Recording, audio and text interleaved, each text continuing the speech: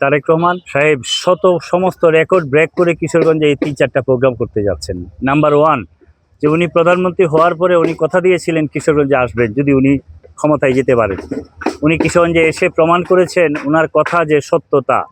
Number 2, গত 17 বছরে আমাদের কিশোরগঞ্জের শোলাকিয়া মাঠসহ কোনো উন্নয়নের ছোঁয়া লাগেনি, সেই কাজটা উনি করতে যাচ্ছেন। আর সবচেয়ে বড় রেকর্ড যেটা পাকুন্দিয়া এই মির্জাপুর চেয়ারম্যান বাড়ি সাক্ষী হতে যাচ্ছে যে বাংলাদেশের ইতিহাসে মৎস্য সপ্তাহ কখনো বাইরে হয় না, সেটা জাতীয়ভাবেই চিন্মৈত্রীতে হয়। আর্টিফিশিয়ালি সংসদ ভবনে মাছ ছাড়ে, অনেকে গণভবনে ছাড়তেন, এখন যেটা জুলাইয়ের জাদুঘর হয়েছে। আর তারেক রহমান সাহেব একমাত্র এক্সেপশনাল মানুষ, যেই মানুষটা চেয়েছেন যেই জেলাতে সবচেয়ে বেশি রূপালী মাছ চাষ হয়, রূপালী বিপ্লব হয়, সেই জায়গাতে উনি যে মৎস্য চাষ করবেন এবং মৎস্য চাষিদেরকে উদ্বুদ্ধ করবেন যাতে করে এই জাতিকে মাছে বাতে বাঙালি এই যে শব্দটা ছিল সেটাকে স্লোগানে পরিণত করে স্বনির্ভর করে দেওয়ার জন্য। এই জন্য এই মির্জাপুরের চেয়ারম্যান বাড়ির ঘাটে আগামী 16 তারিখ সকাল 11টায় উনি প্রমাণ করতে আসছেন যে এই বাংলাদেশের প্রাণী গ্রামের মানুষগুলাই যারা এই মৎস্য চাষ করে আমাদেরকে খাওয়ায় এবং বাঁচিয়ে আমিষের পরিপূর্ণতা দান করেন। এই জন্য আমরা কিশোরগঞ্জের পক্ষ থেকে আমাদের নেতৃবৃন্দ আছেন, আমরা তারেক রহমান সাহেবকে অগ্রিম ধন্যবাদ জানাই যে উনি কথা রেখেছেন, উনি আমাদের কথা মনে রেখেছেন। আমরাও ওনাকে ভালোবাসি। গত 17 বছর ফ্যাসিস্টের চোখে চোখে চোখ রেখে আমরা কথা বলেছি। পাকুন্দার এই বিপ্লবী জনতা রক্তের উপর দাঁড়িয়ে কথা বলেছে। আমি তো এখানে এক শ্রাবণ নামে এক ছাত্রীর কথা বলতেই পারি, সে গুলিবিদ্ধ হয়ে মৃত্যুতে পতিত হয়ে গেছিল।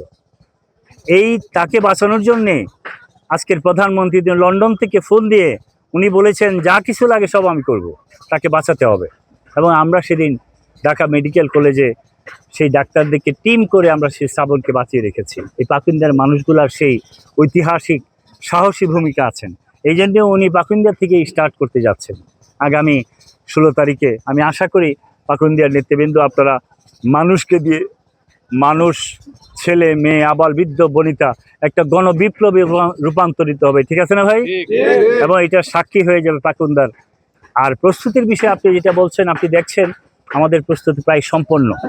আর 20 থেকে 30% কাজ বাকি আছে, এটা আরও একদিন আছে, সেটা আমরা ফিনিশিং দিয়ে দিব।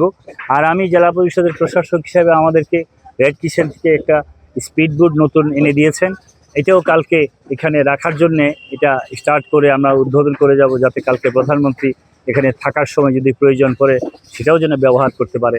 এই জন্য রেসপিডেন্স সোসাইটি এখানে তাদের ভলান্টিয়ারদেরকে দিয়েও সহযোগিতা করার জন্য চাচ্ছে।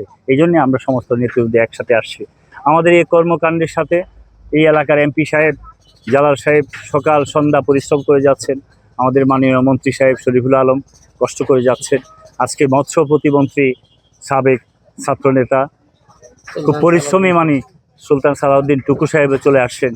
সবাই মিলে এই সুন্দর একটা অনুষ্ঠানকে 16 তারিখে আমরা সার্থক করব এবং আশা করি সুন্দরভাবেই সেটা সমাপ্ত হবে।